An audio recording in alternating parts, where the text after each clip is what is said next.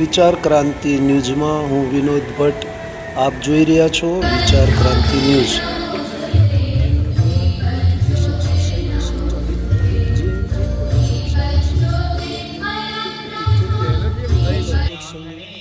તારીખ 13/3/25 આ પ્રસંગને ઉર્જાવાન બનાવે છે એવા માનનીય સાહેબના સન્માનને જોરદાર તાળીઓથી આપણે વધાવી દઈએ। Acharya Shri Yes, sir.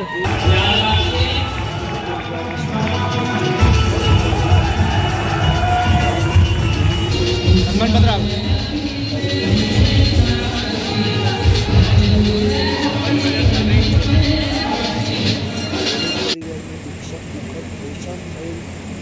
શ્રદ્ધાંજલિ પાઠવવામાં આવી હતી।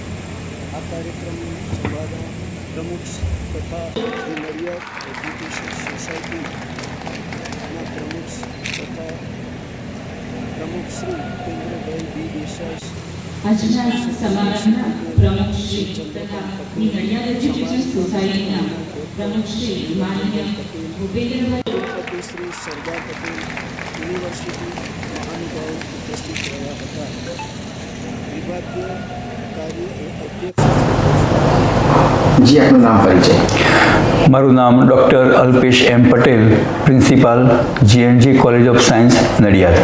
આજનો કાર્યક્રમ હતો, શું કહેશો? ધી નડિયાદ એજ્યુકેશન સોસાયટી સંચાલિત GNG કોલેજ ઓફ સાયન્સનો 78મો વાર્ષિકોત્સવ આજરોજ ઉજવાયો।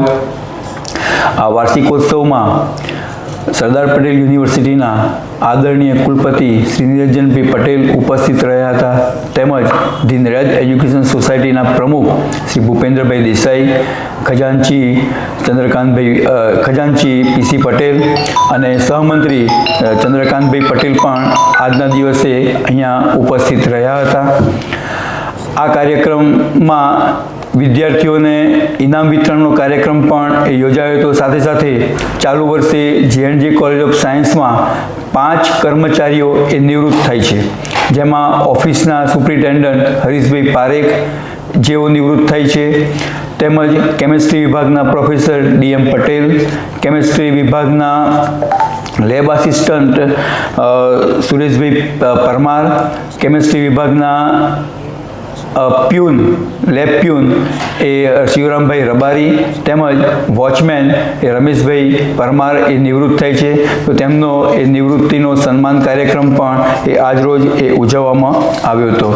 આજના પ્રસંગે સરદાર પટેલ યુનિવર્સિટીના કુલપતિ નિરંજનભાઈ પટેલે વિદ્યાર્થીઓને ખૂબ જ આગળ વધે એવા ઉત્તરોત્તર પ્રગતિ કરે એવા સુંદર આશીર્વાદ પણ એમણે આપ્યા હતા।